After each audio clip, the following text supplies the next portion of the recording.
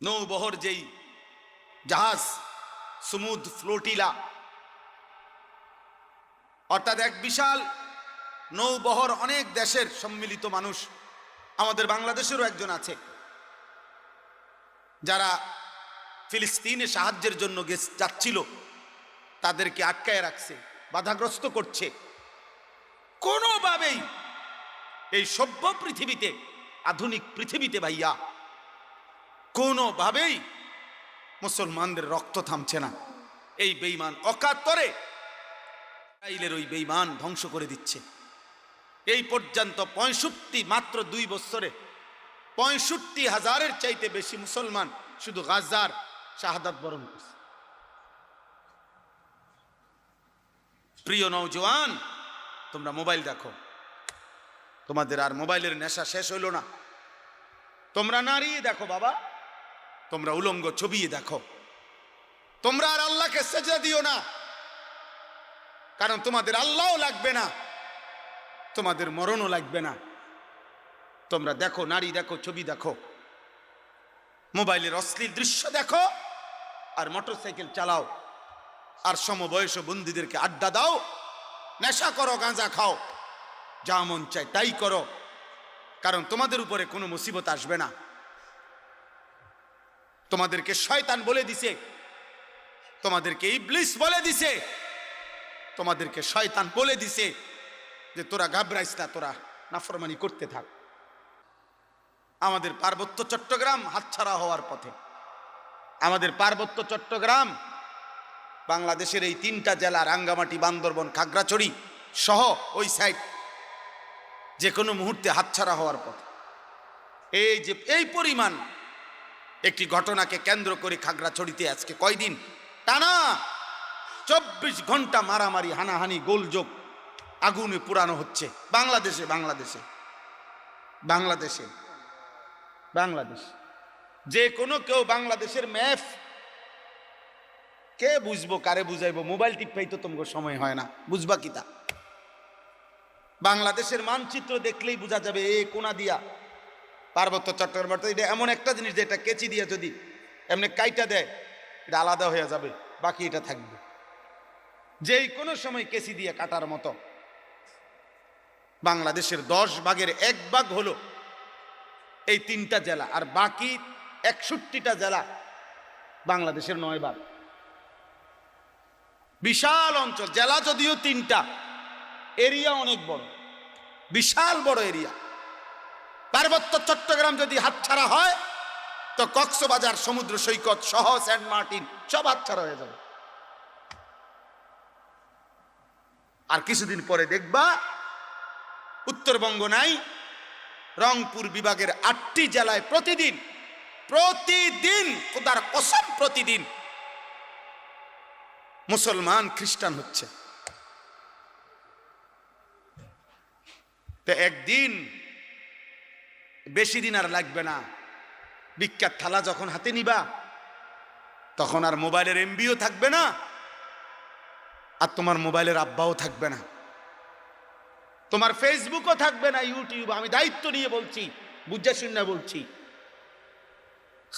আমি দিন রাত 24 ঘন্টা আমার মূল ফিকির, মূল কাজ, মূল মেহনত মুসলমানের নওজওয়ানকে নিয়ে ভাবা। ভিক্ষা করবা, ভিক্ষা করবা বললাম, কেউ তোমার প্লেটে একটা ভিক্ষাও দিবে না। গাজাবাসীর সন্তান, তুমি দেখো, আজকের খবর নাও, ওরা জানে না, ওরা এই ছোট ছোট বাচ্চা, এক এক বাচ্চার কাঁধের মধ্যে, পিঠের মধ্যে, হাতের মধ্যে বাটি, বক্স, গাঁটটি, কত কিছু বোঝা, পায়ে জুতা নাই, ও জানে না ও কোথায় যাচ্ছে।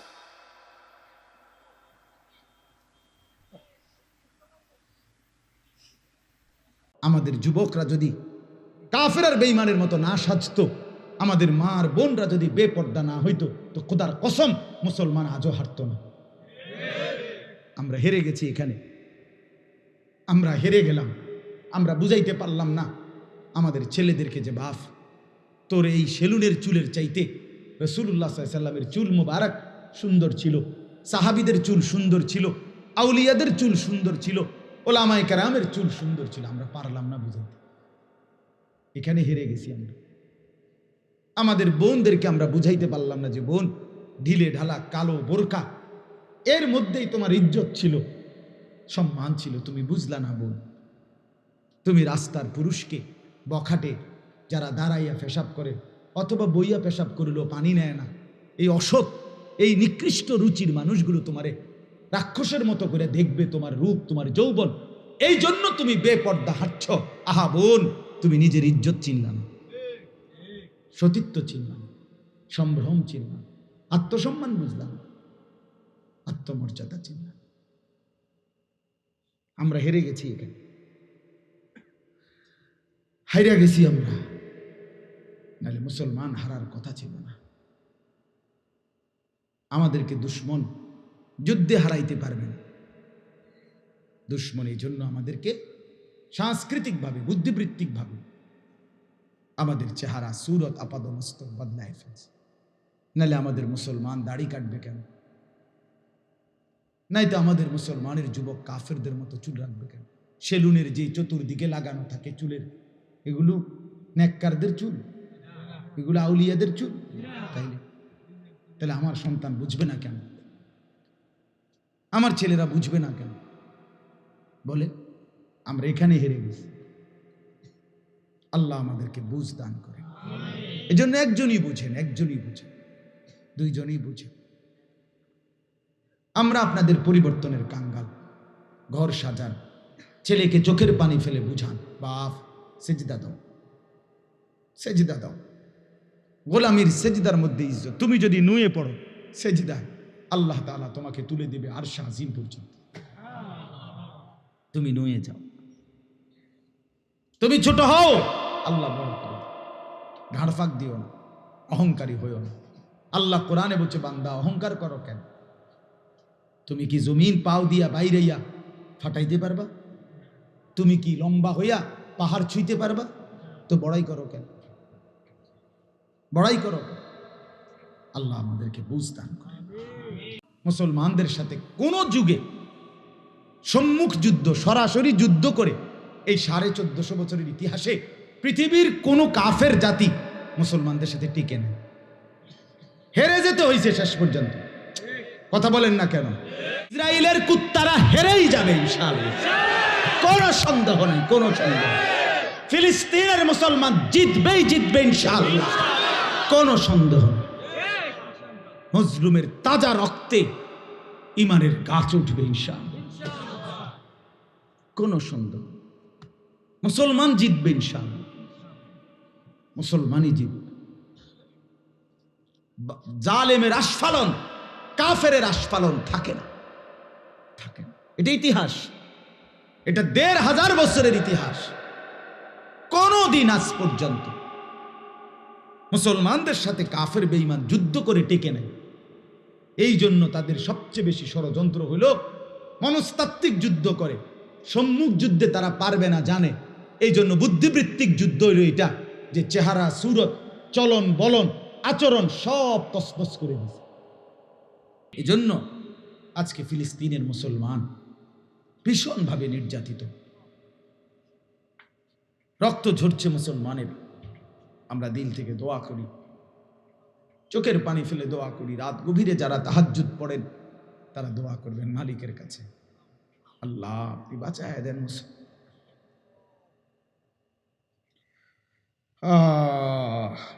কামা ইন আনজালনাহু মিনাস সামাই, আল্লাহ বলেন আসমান থেকে বৃষ্টির পানি যেমন পড়ে কোনো খেতে, ফাখতালাতা বিহি নাবাতুল আরদ, তো ক্ষেতের ফসল, ধান, নতুন গাছ হয়ে বেড়ে ওঠে।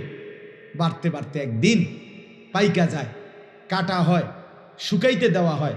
ফাআসবাহা হাসিমান তাদরুহুর রিয়াহু, সেই ছোট্ট গাছ একদিন এমন খড়কুটা হয়ে যায় যে খড়কুটা বাতাসে উড়াইতে থাকে।